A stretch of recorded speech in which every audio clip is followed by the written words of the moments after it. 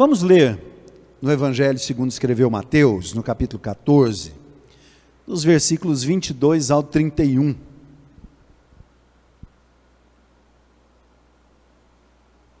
Mateus, capítulo 14, do 22 ao 31.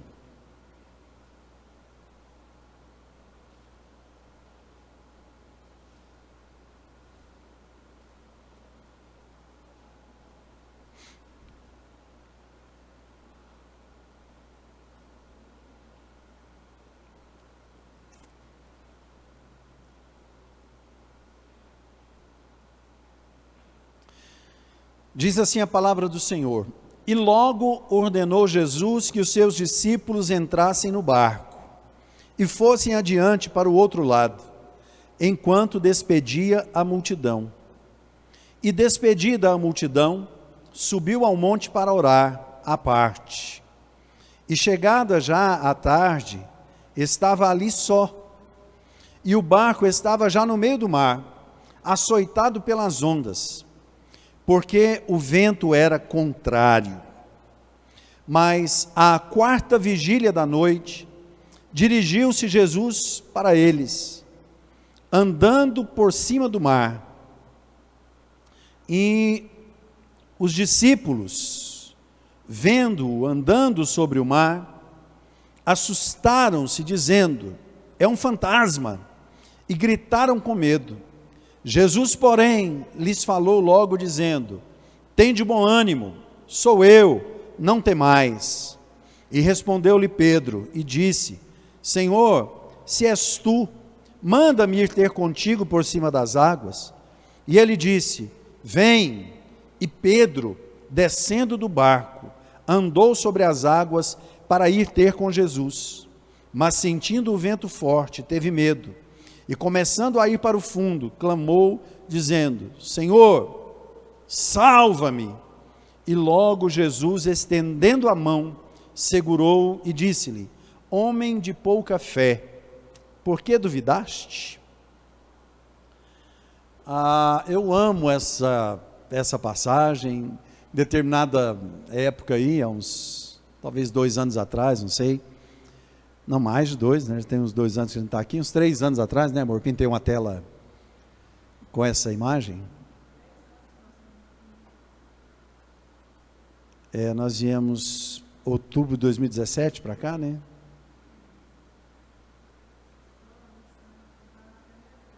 Tem uns 3 anos, pouco, eu pintei uma tela onde Jesus estende a mão, segurando Pedro, que está afundando ali, e o mar revolto à noite, né? Aquela tempestade. A pastora Liliane me deu a ideia de fazer sem o rosto de Jesus, e aí eu fiz daqui para baixo, né, para evitar qualquer tipo de idolatria, enfim. Mas foi uma tela que devia ter 2,5 de altura, 2,5 de altura, por 3 e pouco de comprimento. Era um painel bem grande. Isso aqui, ó, essa parte toda aqui é o tamanho da tela, um pouco mais larga, eu acho. E eu fiquei pelo menos uns 3 meses, talvez até mais, trabalhando nessa tela. Então eu fiquei muito exposto a essa imagem, né?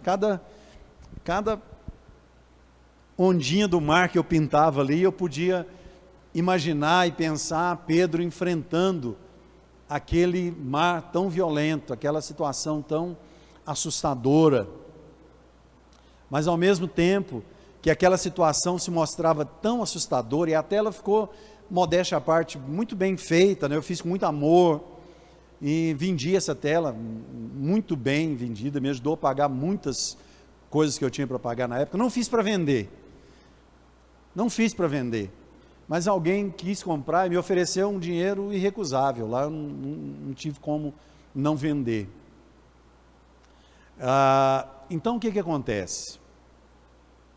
Ao mesmo tempo que eu vi aquela situação assustadora, aquelas ondas do mar ali, eu vi a mão de Jesus estendida, segurando, na mão daquele que estava enfrentando aquele mar revolto, que sou eu, né? Que somos todos nós, a quem Jesus estende a mão e segura para nos ajudar e para nos manter de pé. Então, eu tenho algumas coisas para falar sobre esse texto, e o primeiro é que, depois do milagre, irmãos, a vida continua. Às vezes a gente está num momento, né, de canções como esse que nós cantamos aqui, não sei quanto a igreja, mas eu fui extremamente tocado no momento do louvor hoje, como sou, não é? Sempre nos momentos de louvor, senti tanto a presença de Deus junto comigo, e a gente até esquece que tem luta na vida, a gente até esquece que a vida segue, não é? E é muito interessante a gente pensar a respeito de lutas. A irmã Tânia ministrou na escola bíblica dominical aqui pela manhã, estou sentindo falta dela aqui no culto hoje à noite.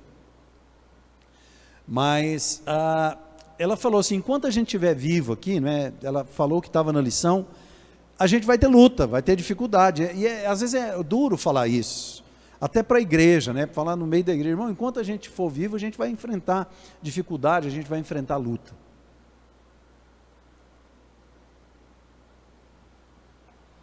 Mas, irmãos, a gente precisa pensar em luta, não só como aquilo que desaba o nosso mundo, né, que tira o chão debaixo dos nossos pés. A gente precisa pensar em luta, em tudo aquilo que a gente faz para se manter vivo. Tudo isso é uma luta. Nós falamos hoje de profissão, de trabalho, de conquista. Isso é uma luta diária, é chamado de labor. Então, a gente precisa considerar isso, não precisa falar assim que a gente vai ter luta até o dia que a gente morrer. E não, outro dia eu estava lá na fazenda do meu cunhado, e enfrentando a gente conversando sobre algumas dificuldades da vida, né? Às vezes ele falando, às vezes sobre questão familiar, que às vezes eu falei, rapaz, ele sempre, se não assistem ao vivo, depois vê lá pelo Facebook, ele sempre comenta, né? Então, meu cunhado Edivan, marido da minha irmã, Maria José, ela sempre, eles de vez em quando vêm aqui, estão no culto com a gente. Eu falei, rapaz, você tem aqui tantos alqueires de terra aqui, uma terra boa, muito gado, você tira leite. Se era um camarada, para ser, e ele é bom crente, mas eu falei assim, se era um camarada, para ser um dos melhores crentes da face da terra, porque o seu sustento, você levantar, você levanta, de tarde você aparta as vacas aí, levanta de madrugada, tira o leite, vende o seu leite, pega o dinheiro, vai lá no supermercado, compra aquilo que você não produz aqui na sua terra para você comer, come, não deve nada para ninguém, né? Tem condição de, se tiver uma doença, de se tratar. E às vezes a gente deixa entrar na nossa cabeça e no nosso coração algumas questões ainda que roubam a nossa paz, né?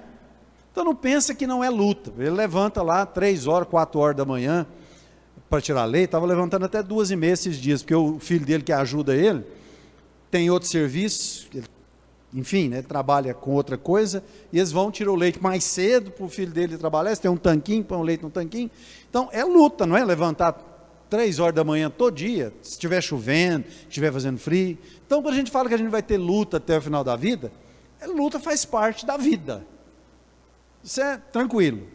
O que nós oramos é para que Deus nos livre daquilo que rouba a nossa paz, não é? De não entrar o mal dentro da nossa casa, não entrar o mal dentro da nossa família, e a gente corre dessas coisas, mas a vida é essa situação. Então, por que eu estou falando sobre isso? Aí meu cunhado, acho que esse dia ele parou bem para pensar, falou, rapaz, eu sou um privilegiado, né? Eu tenho um privilégio mesmo. Já pensou, você ser autossuficiente ali? Ele é autossuficiente, não depende de ninguém, só de Deus. Que coisa boa, né? Não tem que ficar lidando com... Mas os discípulos aqui, eles experimentaram uma situação sempre junto de Jesus, o mestre. Jesus tinha acabado de multiplicar os pães, alimentado aquela multidão, aquele milagre. Pensa no milagre, irmãos. 5 pães, 2 peixinhos, alimentando ali, mais de... fala de 5.000 homens. Se a gente fizer a proporção de quantos homens, quantas mulheres tem aqui, a gente pode calcular no mínimo 20.000 pessoas comendo ali, assentado de 50 em 50, uma multidão. Termina aquilo, estava todo mundo cansado. Todo mundo cansado, cansa. Aí, Jesus olhou para os discípulos que pensaram, agora nós vamos descansar, né? Jesus olhou para eles e falou assim, entra no barco e vai para outra margem. Uai, Jesus, entra no barco e vai para outra margem. Eu vou ficar aqui, vou despedir a multidão. E Jesus ficou por ali, foi despedir aquele povo ali, e saindo dali, ele foi orar a sós. Teve o seu momento de oração, e enquanto Jesus estava orando, os discípulos entrando ali no mar da Galileia, o lago de Genezaré, como queira, as ondas começaram a jogar o barquinho de um lado para o outro, veio uma tempestade muito forte, e os discípulos estavam ali, numa situação muito complicada, muito difícil. Eles acabaram de sair de uma situação em que talvez eles começavam a olhar um para os outros admirados, como é que é isso? Quanto mais os outros pegam pão e peixe aqui, mais pão e peixe aparece aqui dentro, meu Deus, que coisa é essa? Não sei quanto tempo depois, sei lá, 1h30 depois, ele já estava no meio do mar, sendo açoitado de um lado para o outro pelo vento. Então, irmãos, a nossa vida, ela continua. Deus nos dá uma bênção aqui, recebemos a bênção, glorificamos o nome do Senhor, desfrutamos da bênção, a nossa jornada continua, a nossa luta continua, o nosso barquinho continua no mar, não é? A gente tem alguns momentos na vida da gente que a gente gostaria que ficasse perpetuado, né? Eu não sei quem gosta de música como eu gosto, assim, mas eu poderia cantar por horas, do jeito que eu estava cantando aqui, eu poderia cantar por horas. A gente não faz isso porque nós temos uma liturgia a seguir, né? Nós temos um horário para terminar o culto, enfim, mas eu poderia cantar por horas. Tem momentos que a gente gostaria de perpetuar. Eu lembro quando Jesus, no Monte da Transfiguração, a roupa dele começou a ficar resplandecente, a pele dele ficou resplandecente, de repente os discípulos olham, tinha Elias e Moisés, um de um lado e o outro do outro lado, representando a lei e representando os profetas, e Jesus lá no meio, todo mundo resplandecendo e conversando ali. Aí de repente Pedro, ele não aguentou aquela situação e interrompeu, falou: Senhor, será que não tem jeito da gente construir uma tenda aqui, em cima de vocês? Aí vocês ficavam aí, a gente ficava aqui só olhando para vocês, não é? E de repente Jesus, aquele momento acabou, né? E pronto, e Jesus voltou a estar com eles ali. Por quê? Porque aquilo era uma representação da glória, eles tinham que voltar ao normal. Mas tem momentos que a gente gostaria de perpetuar, mas a nossa vida segue, e que bom que segue. Quantas pessoas hoje estão com muita vontade, quem sabe, de receber uma alta de um lugar aí, que estão sentindo dificuldade para respirar, ou que estão com outra enfermidade qualquer, sentindo a vontade, eu reclamava tanto da minha vida, reclamava tanto do meu trabalho, mas se eu tivesse a oportunidade de voltar e desfrutar e reconhecer o tanto que a minha vida é boa, não é? Ou era boa enquanto eu tinha saúde. Às vezes a gente não pensa aí, a gente pensa só na dificuldade, na luta, e de fato, irmãos, se você for ouvir o testemunho de homens e mulheres que venceram na vida, que romperam com o ciclo, saíram muitas vezes de uma situação familiar, que era uma geração toda, que tinha um padrão de vida ali, que fazia para comer mesmo, aquela coisa, e que você vê que alguém quebrou aquele ciclo e saiu daquilo ali. Se você for ver a história desse povo, você vai ver que foram pessoas que enfrentaram lutas e dificuldades, e não é que as lutas vieram atrás dele, não, eles correram atrás da luta, Eles foram atrás da dificuldade. Como assim? Eles estabeleceram metas, desafios na vida, correram atrás e venceram. Tem um amigo meu muito rico, hoje ele é fazendeiro aí, mas muito pobre, menino, engraxava quando era pequeno, família pobre. E ele me contando quando ele começou a loja dele. Hoje, acho que ele até vendeu a loja dele, a esposa dele tem uma loja de roupas assim, mas ele foi um dos grandes que vendia tecido ali em Campinas. Ele me contou a vida dele, falou: pastor, eu ia de ônibus para São Paulo, aí eu comprava numa grande empresa lá, e eu fiz amizade com o dono da empresa. Aí, para não pagar hotel, para sobrar um dinheirinho a mais, porque eu tinha que pagar passagem de ônibus, eu pedia para o dono: será que não tem jeito de você deixar eu dormir no depósito aí, não? Ele disse que dormia lá no depósito da loja lá, disse que frio não passava, um tanto de pano para ele enrolar lá e embrulhar, né? Mas às vezes vinha um rato passando ali, uma situação ali assim, comprava uma marmitinha mais barata que ele achava ali, e hoje é uma pessoa. Então, a gente precisa encarar a luta da vida, não só como essas coisas que sobrevêm sobre nós. Não, a gente precisa fazer como Davi. Davi viu o gigante lá. O gigante nem sabia que Davi existia. O gigante não queria nada com Davi. Mas Davi falou: se matar aquele camarada lá, então eu vou receber uma quantia em dinheiro, vou casar com a filha do rei, e a minha casa vai ser isenta de imposto, eu vou lá. Eu vou lá. Então Jesus queria ensinar isso para os discípulos. O evangelho, embora os discípulos não fossem construir uma vida profissional, eles iam ser pregadores, né? Pescadores de alma. Jesus queria ensinar para eles que eles precisavam buscar desafios na vida. Estavam eles ali no meio do mar. Deus não tira folga. Jamais, irmãos. A Bíblia diz que Deus não cochila, que o guarda de Israel não dorme. Deus não tira folga.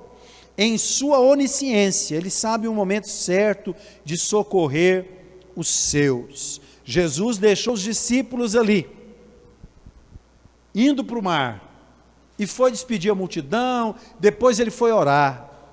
Os discípulos podiam até pensar: olha, nós fomos abandonados, não estava nos nossos planos. O que Jesus tinha de falar para a gente entrar nesse barco e atravessar para outra margem? E agora, nessa tempestade, como é que ele vai alcançar a gente?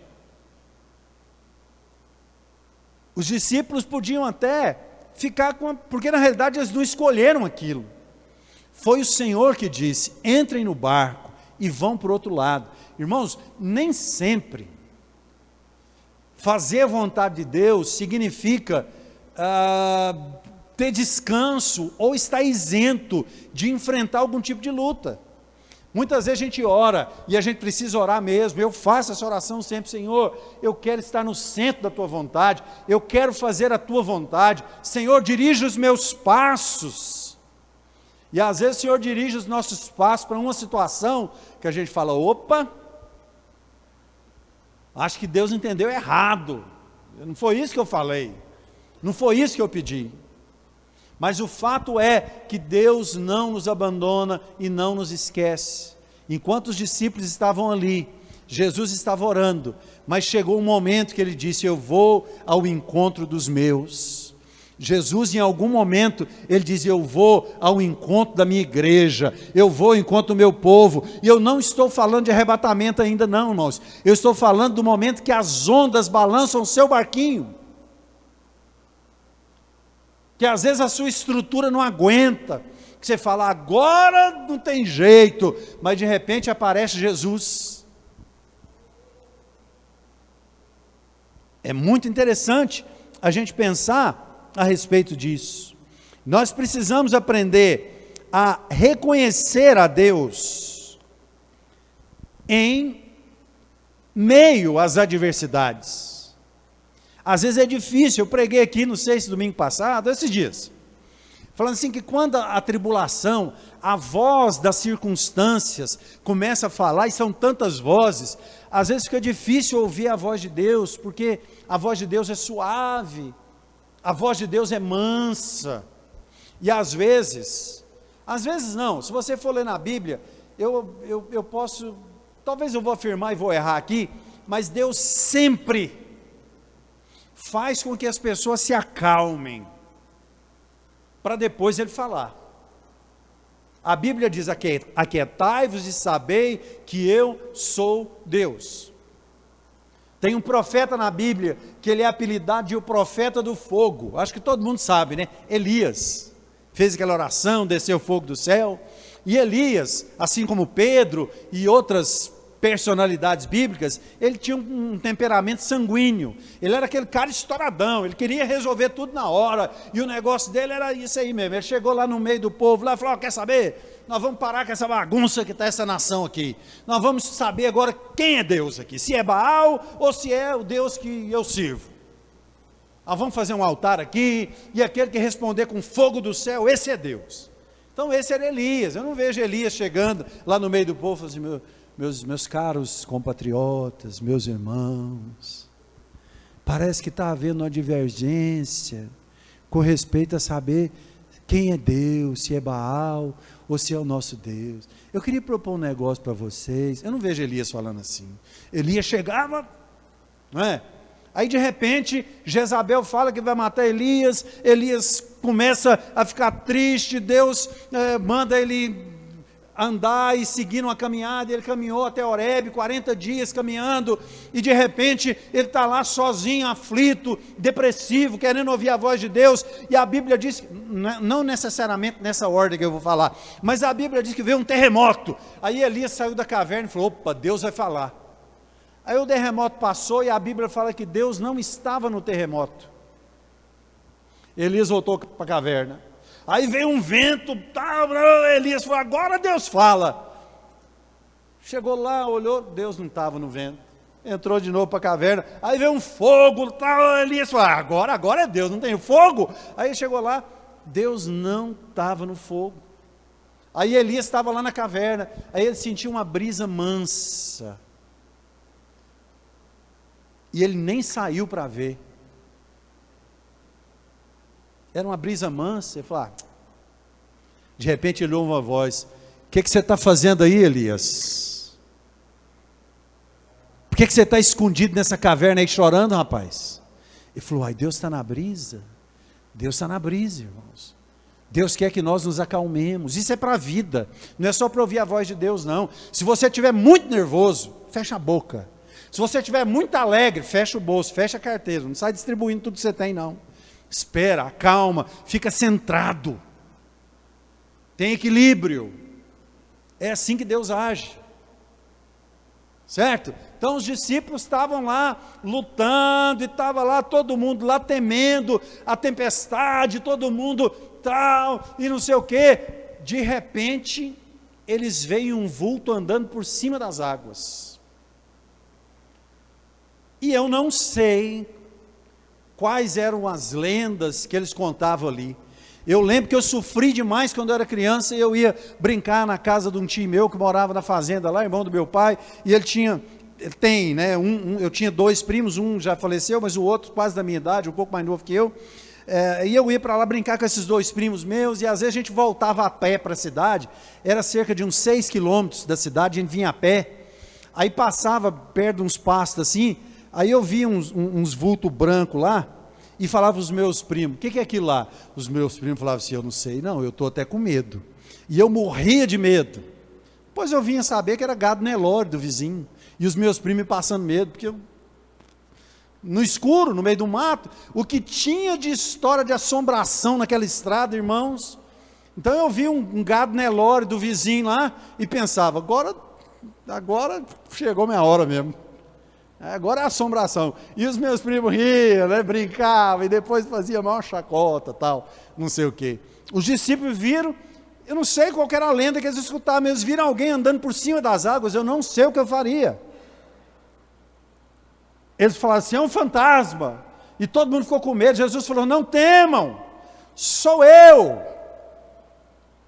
Não temam. E a gente não deve acreditar em tudo que o povo fala, né? Pedro falou assim: uai, Senhor, se é o Senhor mesmo, manda que eu vá ter contigo. A gente tem que ter muito cuidado para desafiar Deus, porque vai que Deus aceita o desafio, né? Vai que Deus aceita o desafio e fala: vem. Foi o que ele falou para Pedro. Deus, ele não brinca com os nossos sentimentos. Ele não surge em meio às lutas para dificultar mais ainda. Já viu aquela história? Fala assim, nada é tão ruim que não possa piorar. Os discípulos já estão lá enfrentando a tempestade, já está lá quase, né, entregando os pontos. Aí de repente Deus ainda permite que apareça qualquer coisa para assustar eles lá, que fosse um demônio ou qualquer outra coisa. Não, Deus não vai brincar com o seu sentimento. Se você tem fé, pode até ser que você não reconheça a imagem de Deus quando Ele aparecer no meio da luta para te estender a mão, porque talvez você está tão perturbado, está tão sofrido, que você não consegue enxergar, mas o fato é que quando o crente está aflito e ora, Deus vem. Você precisa crer nisso, você precisa acreditar nisso. Deus aparece em meio às lutas, irmãos, para nos estender a mão, para nos dar vitória. Nós precisamos entender isso. A reação de Pedro, ela foi legítima, né? Senhor, se és tu mesmo, manda que eu vá ter contigo. Ele queria uma prova, foi o que ele conseguiu raciocinar no meio do medo. Jesus falou, vem, e ele foi. Não foi levitando, ele teve que pisar na água, teve que dar alguns passos ali pela fé, não sei quantos, mas o fato é que, mesmo quando Deus está perto de nós, e a gente está caminhando, se a gente olha para o vento, se a gente ouve o barulho do vento, se a gente olha, não é, para as ondas, a gente afunda, a gente cai, mas o nosso Deus está ali para nos levantar. Eu gosto muito de pensar naquilo que o próprio Deus diz, a minha mão não está encolhida para que não possa salvar. Às vezes a gente ora por alguém. Eu lembro que teve uma pessoa aqui da igreja, não vou lembrar quem, que estava com, acho que o filho teve a Covid, depois a mulher do filho teve a Covid, e nós oramos pelos dois, né? Foi isso, né, amor? Nós oramos primeiro pelo rapaz, e o rapaz estava muito ruim, ele acabou melhorando, e a esposa dele teve, e ficou numa situação muito ruim, lá fora, não sei, nos Estados Unidos, em algum lugar aí, não lembro. Eu lembro que alguém da igreja aqui, não lembro quem foi, pediu para a gente orar, pastor Leandro passou o telefone, eu liguei, acho que pelo WhatsApp, orei com essa pessoa lá, e enfim, depois tivemos notícia que a pessoa recuperou, não é? A esposa também, e o próprio marido depois entrou em contato com a gente lá, agradecendo pelas orações e dando testemunho da vitória. E quando eu penso em Jeremias, Deus dizendo, meu braço não está encolhido para que não possa salvar, eu sei que uma oração feita aqui, Deus estende o braço dele lá nos Estados Unidos e dá a vitória. Filho da Rose, filho da irmã Rose, pegou Covid lá fora, não sei em qual país que eles moram aí, acho que é os Estados Unidos mesmo, e estava ruim, ela chorando demais, e eu liguei pelo WhatsApp lá, orei com ele, profetizei a vitória, o rapaz melhorou, e a esposa dele pegou e ficou pior do que ele, mas ficou muito ruim mesmo, e estava assim aquela coisa de irreversível, mas Deus reverteu. Então, quando Deus entra na história, Ele entra para socorrer. A gente pode até não reconhecer, a gente pode até não entender, a gente pode até não perceber, porque a gente está muito perturbado, por isso que a gente precisa se acalmar, por isso que Deus fala, descansa, confia, espera, porque a perturbação é inimiga da fé. Então a gente precisa descansar no Senhor. Mesmo conhecendo a nossa estrutura, Deus nos concede poder para viver o sobrenatural. Deus conhecia a estrutura de Pedro. Deus sabia que o ser humano não anda sobre as águas. Mas Ele falou, olha, vem Pedro, vem. Deus quer te fazer experimentar o sobrenatural. Deus quer te fazer conseguir alguma coisa, ter algum tipo de vitória, e você olhar e falar assim, gente, eu não sei. Talvez aqui, se eu fosse sentar com cada um de vocês e visse a história da sua vida agora, e te perguntasse, como é que você enfrentou tal desafio, em tal ano da sua vida?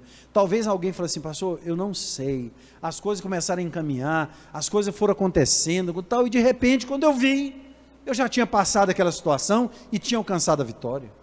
Quantas pessoas, né, eu tive um pastor na minha vida, o pastor Gentil, que antes de ser,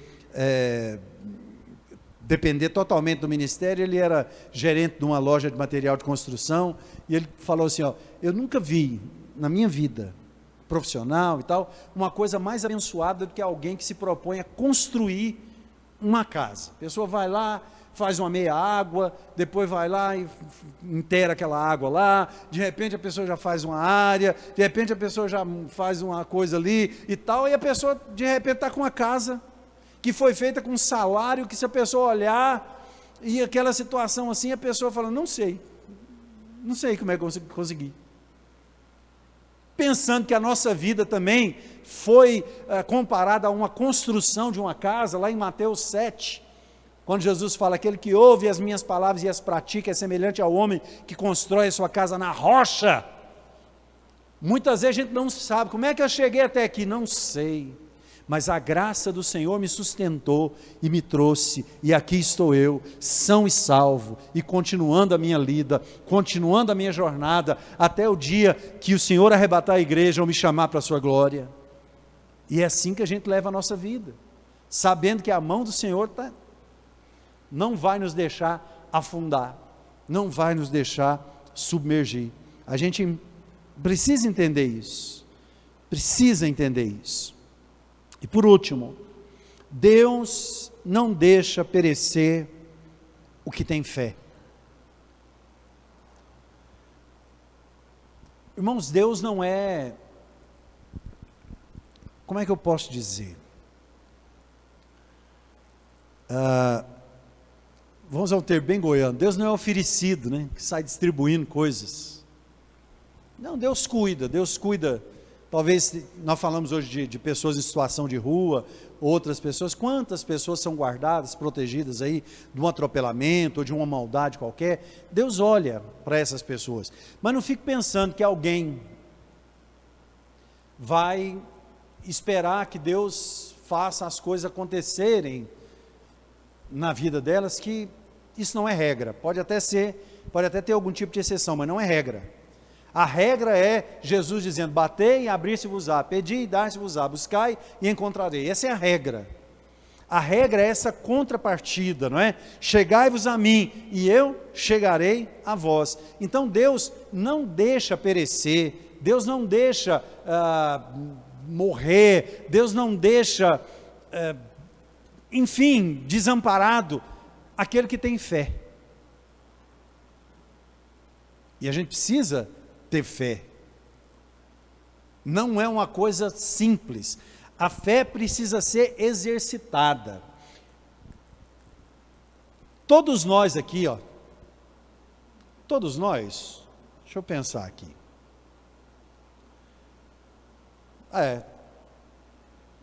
Tem algumas pessoas com um pouco mais de idade aqui, mas se você entrar na internet, você colocar no YouTube, pessoas com idade levantando pesos,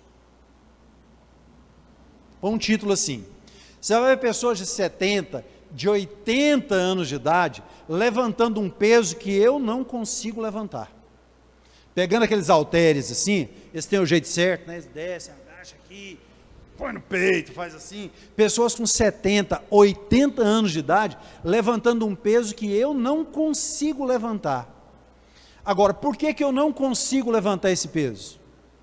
Vou responder, porque nós não estamos aqui na quarta-feira, né, que é aberto para a gente ter essas participações da mensagem, nós temos um tempo aqui para terminar. Por que eu não consigo levantar um peso que um homem de 80 anos consegue levantar? Porque ele se exercitou, com um pezinho, um peso mais forte, um outro mais forte, um outro mais forte, um outro mais forte, até chegar lá a levantar os seus 120 quilos aqui, e ficar segurando aquilo assim, depois jogar aquilo no chão. Se for para eu pegar 120 quilos aqui e levantar, não dou conta. Agora, se eu começar hoje, lá para 2023, eu dou conta de levantar esse peso também. Então, irmãos, a fé é a mesma coisa. Ela precisa ser exercitada. Irmãos, eu acho que eu não tenho fé. Mas você exercita a fé? Primeira coisa, a fé vem pelo ouvir.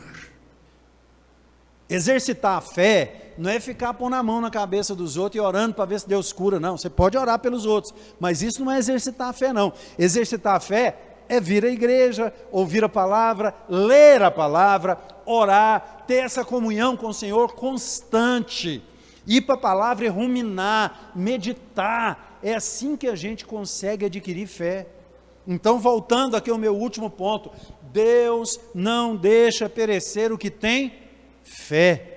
Pastora Liliana estava pintando lá em casa, lá, ela resolvendo outras coisas lá, ela falou: amor, tem um texto que me chama atenção aqui, aquele que Jesus fala assim, se tiveres fé como um grão de mostarda, dirás a este monte, passa para o outro lado, e o monte vai passar. A pastora Liliana falou assim: então isso quer dizer que a gente não tem fé? Eu falei assim: uma boa pergunta, porque se Jesus está dizendo, ela falou, Jesus está dizendo, porque você já viu um grão de mostarda, uma semente de mostarda? Se você nunca viu e sabe o que é, eu vou te explicar. Você pega uma caneta esferográfica dessas, Bic aí, põe ela em cima de uma folha e gira ela assim com o dedo, é o tamanho daquele pontinho lá, é um grão de mostarda. E Jesus falou: se tiveres fé como um grão de mostarda, alguns pregadores dizem que o que Jesus está dizendo é que o grão de mostarda, e é o que Jesus diz mesmo, é a menor das hortaliças. Não, ele é a maior das hortaliças, mas tem a menor semente. Então, na realidade, semente é potencial, né? Alguém pegou uma semente e colocou na mão, uma semente de fruta. Alguém pegou uma semente, colocou na mão e perguntou para uma pessoa assim: o que você vê aqui na minha mão? A pessoa falou assim: uma semente. Aí perguntou para outra pessoa: o que você vê aqui na minha mão? Aí outra pessoa falou assim: eu vejo um bosque. Entenderam? Eu vejo uma semente, é uma semente. Não, mas essa semente, se você plantar, ela vai germinar, brotar, frutificar, vai dar fruto, vai dar outra semente que vai ser plantada e tal. Então é isso que Jesus quer dizer para nós, não é? Nós precisamos ter fé, e essa nossa fé precisa se expandir. O potencial da fé todos nós temos, mas nós precisamos expandir esse potencial. Pedro havia acabado de ver Jesus multiplicar 5 pães e 2 peixes para alimentar 20.000 pessoas, e de repente, ele até começa bem andando sobre o mar, mas ele olha para o vento, para a tempestade e afunda. E a nossa vida? Pedro estava 24 horas em contato com Jesus, e nós temos tantos afazeres, tantas atividades, mas nós precisamos exercitar a nossa fé. Dentro daquilo que eu pedi para você fazer suas metas para o ano de 2021, coloque essa meta, visualizando o exemplo do halteres que eu dei. Vamos supor que a sua fé seja um halteres, que pesa 15 quilos, e hoje é o que você consegue levantar. Vamos exercitar a nossa fé, treinar a nossa fé, considerando a nossa fé como exemplo de um halteres, para a gente chegar no final desse ano, pelo menos levantando uns 50 quilos de fé. Mas para isso a gente precisa exercitar, a gente precisa treinar. Então, versículo 31 diz: e logo Jesus, estendendo a mão, segurou-o e disse-lhe: homem de pouca fé, por que duvidaste? Por que duvidaste? E por que Jesus faz essa pergunta para Pedro? Porque Pedro acabara de ver dentre tantos milagres que Jesus operava, tantas maravilhas que Jesus operava, e de repente Jesus falou assim: por que você duvidou? Ou seja, evidências para crer você tem, você presenciou coisas que poucos seres humanos presenciarão, por que você duvidou? Eu já disse isso aqui na igreja, né? Eu termino dizendo isso aqui: Às vezes o inimigo tenta colocar dúvida na nossa cabeça, até, eu não vou dizer sobre a existência de Deus, mas sobre a importância que nós temos para Deus. E eu lembro que uma vez, orando de madrugada, sempre que eu orei de madrugada, a pastora Liliane ia, né, fora de casa, porque lá em casa ela ora e eu não.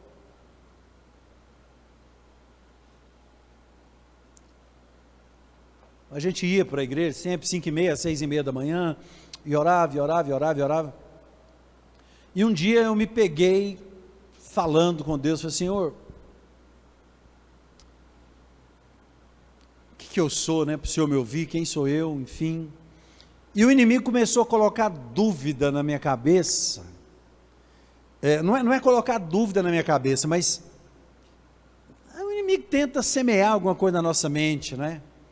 E a gente pensar assim, qual é a prova que você tem para refutar um ateu, por exemplo?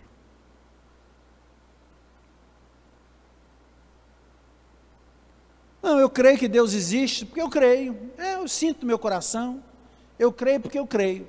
Mas naquele dia, é claro que eu já sabia do que o Espírito Santo trouxe no meu coração, mas isso veio com uma evidência de testemunho tão grande para mim, que o Espírito Santo falou assim, meu filho,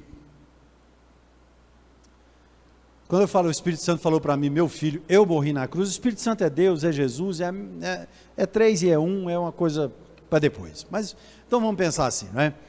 Jesus falando comigo, meu filho, eu deixei a minha glória,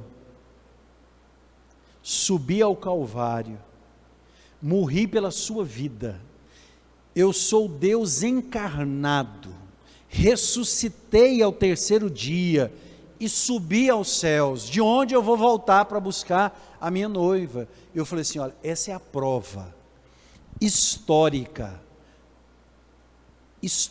não tem como refutar.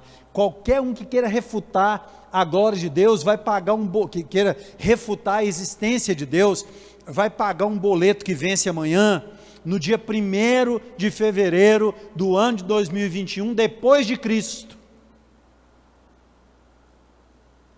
Ele é obrigado a pagar com vencimento em 1º de fevereiro do ano de 2021, da era cristã. Porque Jesus um dia se fez carne, habitou entre nós, morreu na cruz e ressuscitou ao terceiro dia. Por que você duvida? Por que eu duvido? Será que não é prova suficiente?